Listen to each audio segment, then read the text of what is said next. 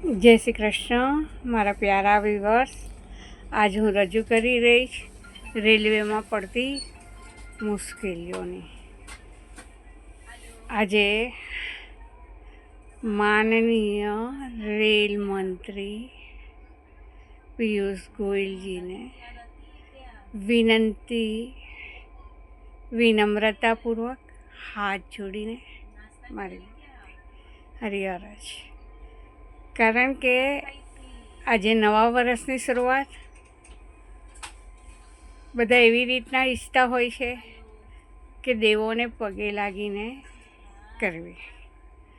હું બદ્રીનાથ ગઈ હતી અને બદ્રીનાથથી પછી 27 તારીખે હોલિડે સ્પેશિયલની અંદર ટ્રાવેલ કરવાની હતી મારે અહીંયાથી બોરીવલી સુધીની। પણ બન્યું એવું કે જે ટ્રેનમાં હું ટ્રાવેલ કરવાની હતી એ ટ્રેન સફરજનથી સ્ટાર્ટ થવાની હતી, તો એ સફરજનની જગ્યાએ કપૂર બસ્તીથી સ્ટાર્ટ થઈ એવી રીતના મેસેજ આવ્યો।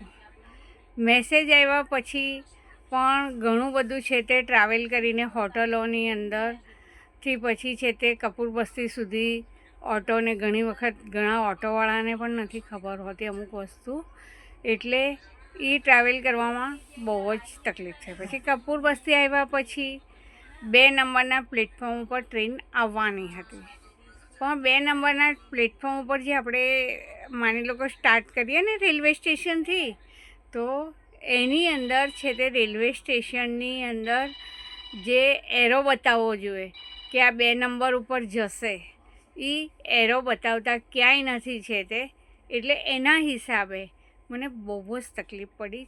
એટલે આ પ્રોબ્લેમ મને તકલીફ થઈ એ બીજાને ન થાય એની માટે મારી તમને ખાસ વિનંતી। સેકન્ડ થિંગ, ઘણાને કાને નથી સંભળાતું, ઘણાને ઊભા રહેવામાં પણ તકલીફ હોય છે। તો બોરીવલી વેસ્ટ, તો ત્યાં આગળથી હું ટિકિટ કઢાવવા ગઈ। મેં કીધું કાંઈ વાંધો નહીં, તમે વેઇટિંગમાં આપી દો ટિકિટ। તો એણે વેઇટિંગમાં પણ એ ભાઈએ છે તે જે કંઈ હતા ક્લર્ક, એમણે ઓફિસરે મને ટિકિટ ન આપીને ફોર્મ છે તે રિટર્ન કરી દીધું કે કોઈ પણ જગ્યાએ વેઇટિંગ ટિકિટ નથી છે તે। પછી તો મેં ફ્લાય કરી અને પછી છે તે બદ્રીનાથ જઈ આવી। જય શ્રી કૃષ્ણ।